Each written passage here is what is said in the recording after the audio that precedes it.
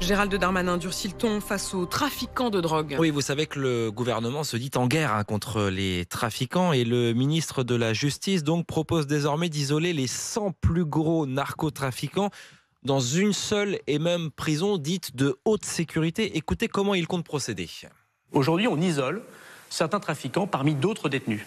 Et on voit bien que ça ne marche pas, ce système. Donc nous allons prendre d'abord une prison française, on va la vider des personnes qui y sont, et on y mettra, puisqu'on l'aura totalement isolé, totalement sécurisé, avec des agents pénitentiaires particulièrement formés pour cet été. Et je n'ai pas besoin de loi pour ça, j'ai besoin de la volonté, on va en avoir un petit peu d'argent, et j'en aurai. On va mettre les 100 plus gros narcotrafiquants dans une prison, et montrer que quand on est en prison et qu'on est un grand narcotrafiquant, on ne peut pas téléphoner, et on ne peut pas avoir une vie agréable.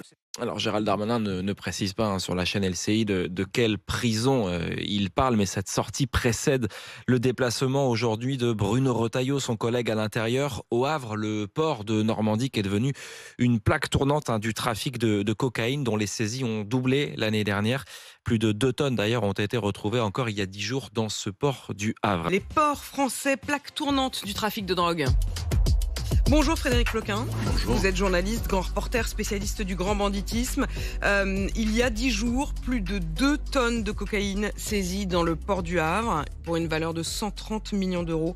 La drogue était cachée dans des conteneurs en provenance de Guadeloupe. Un chauffeur, un docker sont placés en détention. Vous avez enquêté en particulier sur ce sujet-là. Ça vous surprend pas ? 2 tonnes, non, ça me surprend pas. La dernière fois que je suis allé au port du Havre pour une enquête, j'avais pris rendez-vous comme ça avec les responsables de la police judiciaire locale. J'arrive dans les locaux, ils me disent désolé, on a un peu de boulot aujourd'hui. C'est comme ça que ça a commencé. C'était le hasard le plus complet. Ils n'ont pas fait une saisie pour me faire plaisir. Ça aurait été bien, mais bon, dans ces cas-là, il faudrait que vous y alliez tous les jours. Je me retrouve donc dans les locaux de la police judiciaire au Havre avec des ballots de cocaïne absolument partout au sol, et ils venaient de saisir 1 ou 2 tonnes. Donc non, c'est assez régulier. Si vous voulez, la cocaïne, c'est une sorte de tsunami qui arrive sur toute l'Europe, et en particulier sur la France, qui a un marché prometteur pour les trafiquants et les mafias. Et quand vous êtes face à un tsunami, vous ne pouvez pas l'arrêter. Vous le savez. Vous parlez d'un tsunami blanc. Voilà, c'est ça. Juste finir cette idée-là, c'est d'un tsunami blanc. C'est-à-dire qu'un tsunami, vous ne pouvez pas l'arrêter. Tout ce que vous pouvez faire, c'est vous protéger un minimum pour ne pas vous faire emporter par la vague. Donc c'est un petit peu ça, on saisit 2 tonnes un jour. Globalement, sur une année au Havre, si j'ai regardé, c'est environ 10 à 12 tonnes, c'est-à-dire 1 tonne par mois qui est saisie. Est-ce que c'est beaucoup, pas beaucoup ? C'est forcément peu par rapport à ce qui passe. Est-ce que c'est parce qu'on est meilleur pour les saisir ? Est-ce que c'est parce qu'il y a plus de cocaïne qui arrive ? Si vous regardez à l'échelle de la France, c'est l'année dernière, sur 2024, c'est une 50aine de tonnes qui ont été saisies à l'année, c'est-à-dire le double de ce qui avait été saisi en 2023.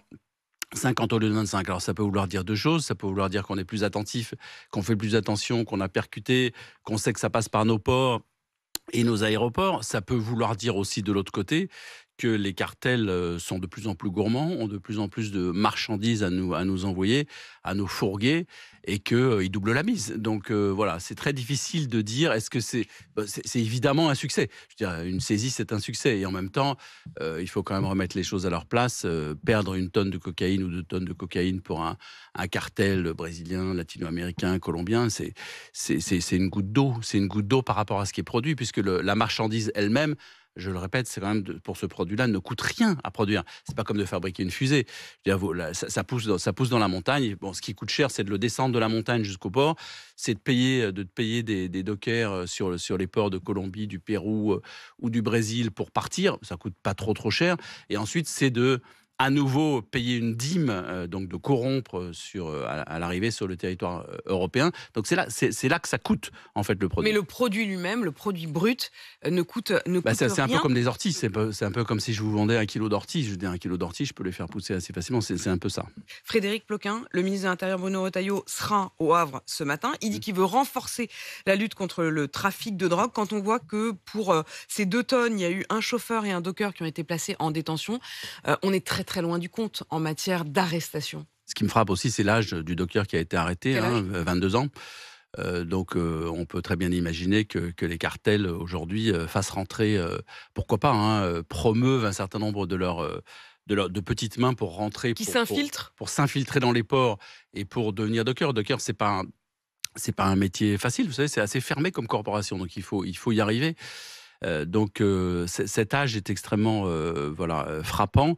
À partir de là, moi, ce que je voudrais dire sur la question du Havre, c'est que la corruption, c'est pas quelqu'un dans son bureau à Bogota qui se dit oh, on va aller acheter 3 dockers. Non, c'est pas l'ordre est donné de là-haut. Mais effectivement, ça se passe sur le terrain après. Et en fait, un port comme le Havre est inscrit dans un territoire urbain, dans une ville.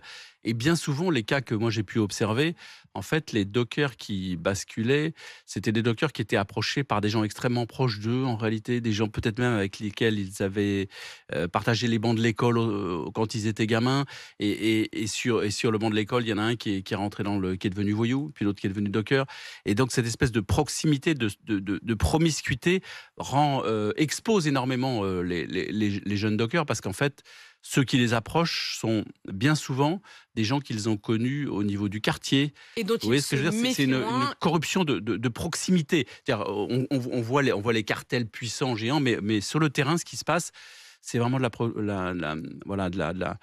la proximité. Une dernière question sur l'annonce de Gérald Darmanin, ministre de la Justice. On l'oublie un peu, on ne sait plus s'il est à l'intérieur de la Justice. Donc je reprécise, ministre de la Justice, il veut une prison de haute sécurité pour les 100 plus gros narcotrafiquants.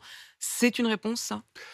Écoutez, c'est intéressant de deux choses l'une. Si on rassemble effectivement les 100 plus gros, d'abord il va falloir les choisir. Je ne sais pas lesquels on va choisir parce que les 100. C'est qui les 100 plus gros ? Voilà, c'est extrêmement difficile. Il faut demander à l'Office des stupes. Donc c'est le ministre de la Justice qui va demander à la police.